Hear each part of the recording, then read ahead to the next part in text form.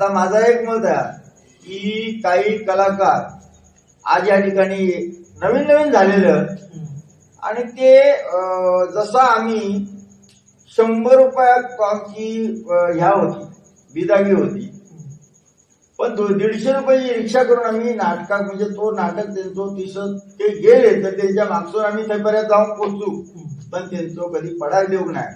आताचे कलाकार तयार झाले पण ते काही वेळेस त्यांना कंपनीच्या मालकांना फसवतं.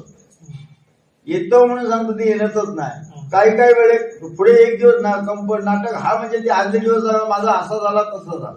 पण माझी एक विनंती आहे त्या कलाकारांना की आता नवीन नवीन सगळे कलाकार झाले पण त्यांना आग्रहाची विनंती आहे की त्यांनी असा खयच्या मालकांना फसवू नये आणि त्यांनी नाव आपला उज्ज्वल करूचा ही माझी सदस्य इच्छा आणि त्यांनी ती करावी असं माझं मत बघा. कारण आम्ही ज्या अर्थी फसवू नये तसे तुम्ही लोकांना फसवू नका.